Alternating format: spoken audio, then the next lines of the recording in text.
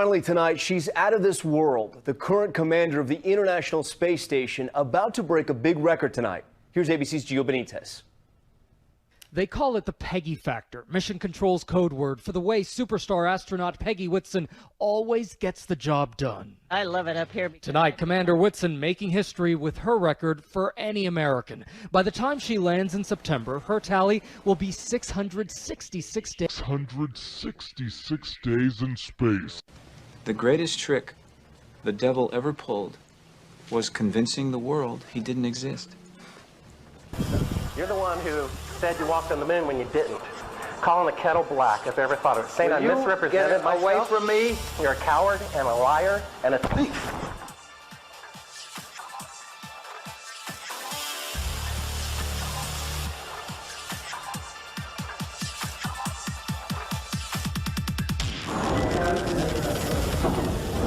You want me to knock you in the head? Well, I want you to swear to God on the Bible that you walked on the moon. Okay. If you walked on the moon, we're given the opportunity to swear to God that you walked on the moon. I'm going to give you the opportunity to get the hell knocked out of you if you don't leave me alone. Oh, yeah. Tractor beam. Suck me right in. I was going to say thank you very much. I mean, that's, as a science journalist, my question is, through your career and your writing and your acting, you've inspired so many people to enter the sciences. How do you balance science with science fiction?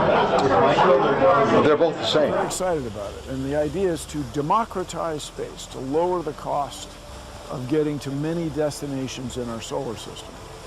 And the reason you do this, everybody, the reason a society does this, there are two questions, Lauren, that we have all asked. Where did we come from? How did we all get here? Where did we come from? And are we alone in the universe? And if you want to answer those two questions, you have to explore space.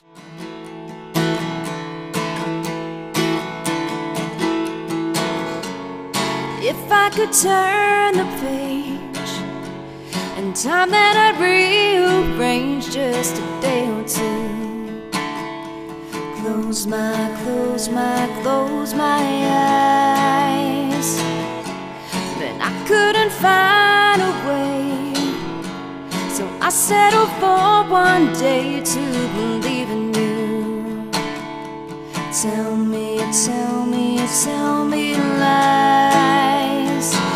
Tell me lies, tell me sweet little lies. Tell me lies, tell me lies. Oh no, you can't disguise. You can't disguise. No, you can't disguise. Tell me lies, tell me sweet little lies. Although I'm not making plans, I hope that you understand there's a reason why. Close your eyes.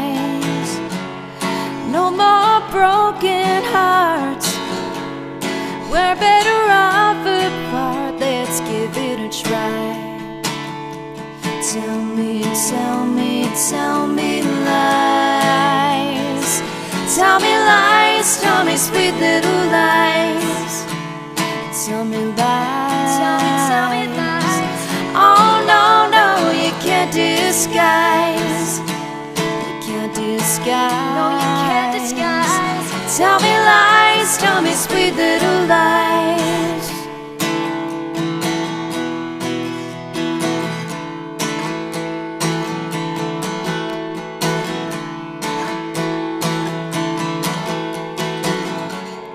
If I could turn the page and time that I'd rearrange just a day or two.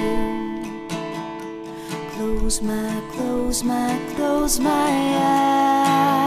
eyes. I couldn't find a way, so I settled for one day to believe in you. Tell me lies. Tell me lies, tell me sweet little lies. Tell me lies, tell me lies. Oh no, you can't disguise.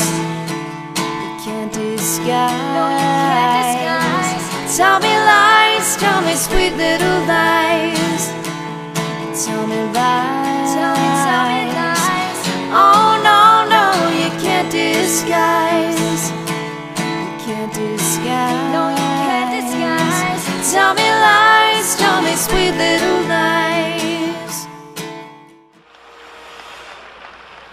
choose to go to the moon in this decade and do the other things, not because they are easy, but because they are hard. Because that challenge is one that we're willing to accept, one we are unwilling to postpone, and one we intend to win. I think the astronauts took to the moon. Astronauts to the moon. Why don't you just put the end to the record in the argument and put your hand on the Bible, swear to God you walked on the moon. Mr. Cybro, knowing you, that's probably a fake Bible. Well, you're talking to the wrong guy. Why don't you talk to the administrator at NASA? We're passengers. We're guys going on a... Why has nobody been to the moon in such a long time? That's not an 8-year-old's question. That's my question. I want to know, but I think I know. Because we didn't go there, and that's the way it happened. And if it didn't happen, it's nice to know why it didn't happen, so in the future, if we want to keep doing something, we need to know why something stopped in the past that we wanted to keep it going.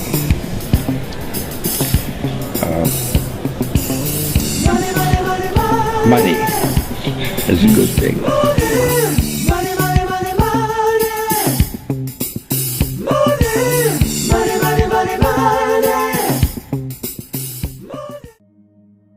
There will be an event where Muslims will give up Muhammad and Allah. There will be lukewarm Christians who give up Jesus Christ. There will be Buddhists that give up Buddha. All across the major religions, they will give up worship of their so-called gods in favor of this new deity. And for those of you that follow my channel and others like it, I mean, that is why this whole alien deception or demons manifesting in physical form as aliens is so intriguing. Because I honestly cannot think of a single event that would make worshippers of all the world's religions drop what they are worshiping today in favor of this new deity, unless it were supernatural, it was out of this world.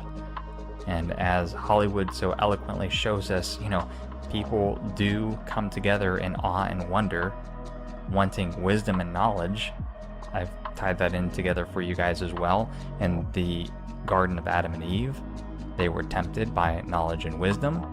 If you look all throughout the occult and all the videos that I've done for you, all the hand symbol gestures and the all-seeing eye, it is all about occult wisdom and knowledge and enlightenment and rebirth. And so in the end times, it makes sense that the same trick will be played on us, that we will be seeking knowledge and wisdom. And it's almost unanimous that when we think about extraterrestrials, we think of them as having superior knowledge and wisdom. It's a very interesting theory.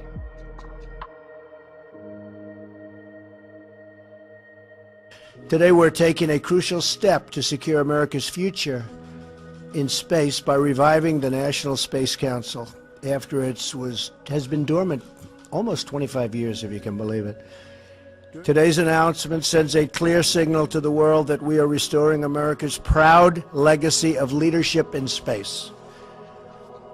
Our Vice President cares very deeply about space policy, and for good reason. Space exploration is not only essential to our character as a nation, but also our economy and our great nation's security. The human soul yearns for discovery. By unlocking the mysteries of the universe, we unlock truths within ourselves. That's true. Our journey into space will not only make us stronger and more prosperous, but will unite us behind grand ambitions and bring us all closer together. Wouldn't that be nice?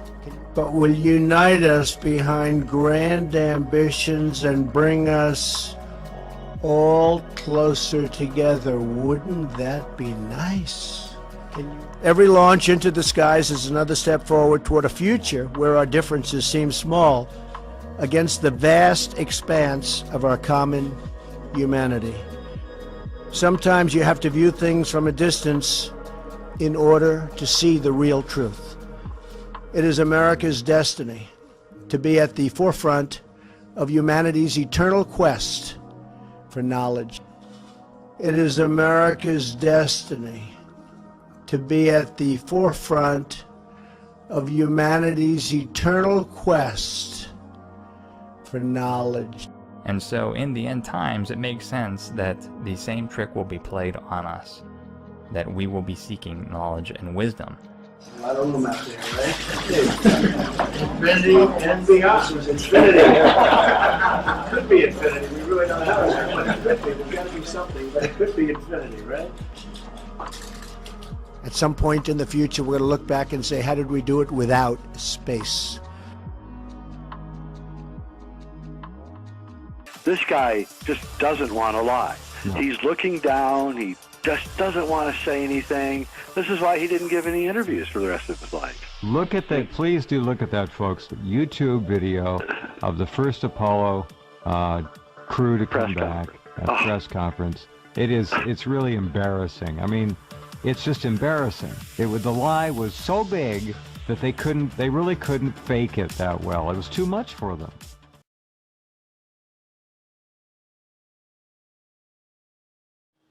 And all of that happened in a little town called York, Maine, across the United States from where we're talking to you right now.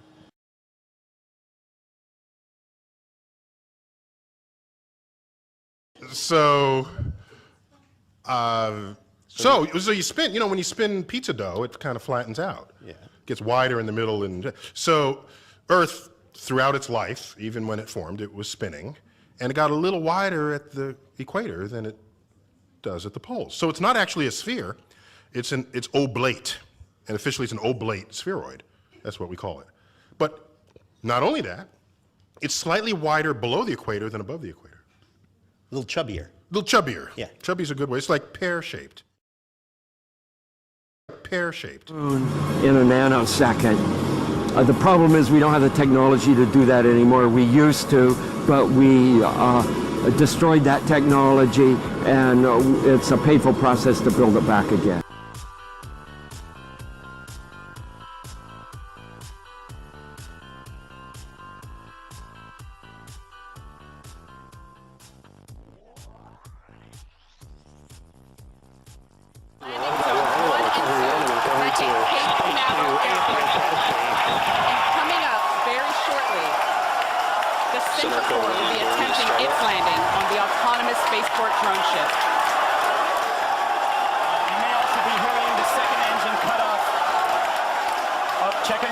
Sometimes this footage goes out when it approaches the drone ship and the heavy vibrations make it lose signal. We're crossing our fingers, that's not the case right now. Stage 2, nominal parking orbit insertion. So it looks like that landing is happening at the moment. We have lost signal. We're hoping that signal comes back shortly. Oh man, yeah, as Michael mentioned earlier with the vibrations of the rocket and how it shakes up the cameras that are on the drone ship, sometimes we do lose signal or shakes up the antennas. Oh, and we've just gotten confirmation. Oh.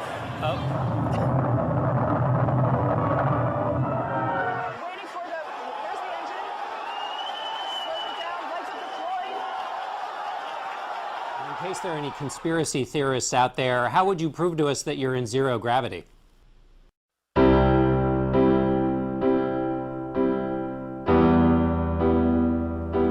don't have time for a meeting of the Flat Earth Society.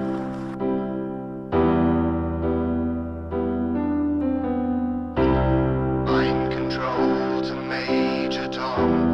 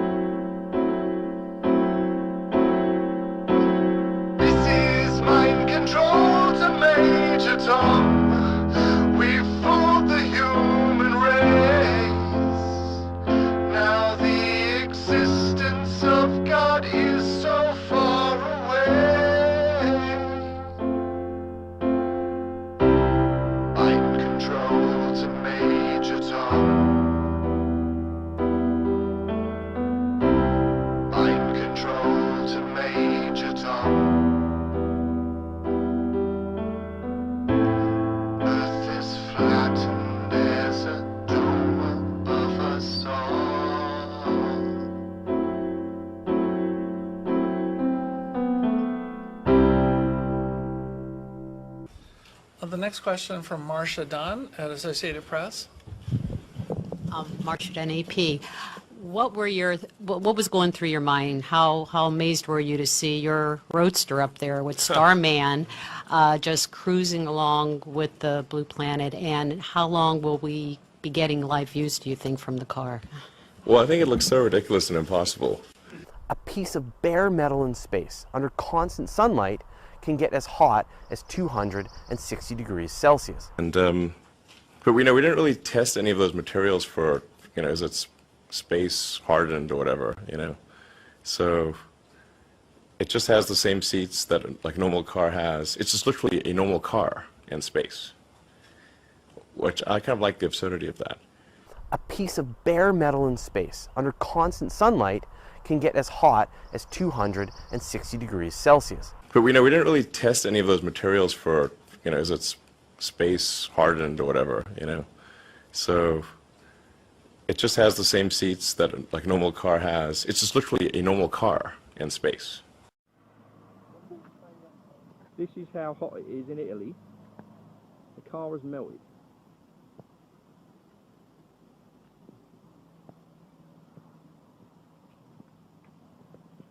It's actually melted. Everything, the mirror, the lights. Watching them lie through their teeth, carrying on a hoax that is so outrageous that they're beyond human. They couldn't cover it up. They were just too human. Exactly. You can see on Neil Armstrong particularly, he doesn't want to lie. Another interesting find when it comes to the flat Earth here in Sydney, Australia. Taking a look at the harbor. First off, before pointing that out, you see the Sydney Opera House, world famous, and you see Goat Island. I find that pretty interesting. A reference to Freemasonry and Baphomet. Now, taking a look here at Darling Park, let me get a little bit of a close-up. Zoom in here in these three buildings. Zoom in here, and they basically look almost like an uncapped pyramid.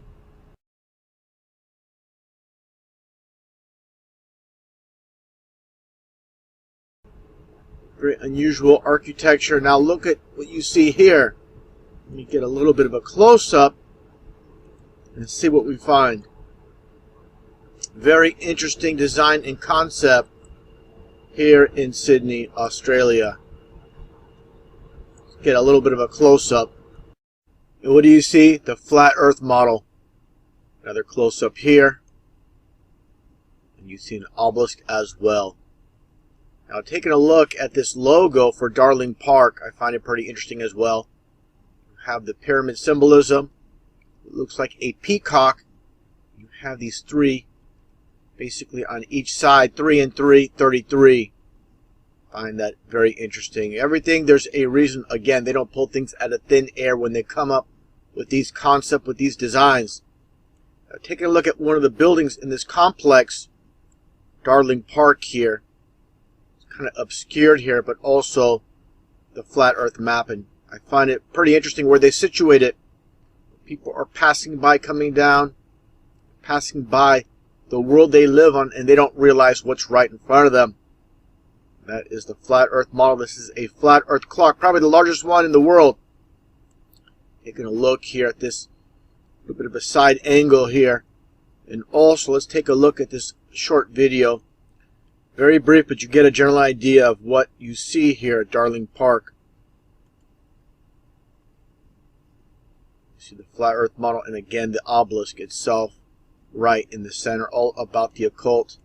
Now, one thing I need to point out, as many people know, the flat Earth model and the UN logo. Now, the connection with Sydney I'll get into right now, which I find pretty interesting.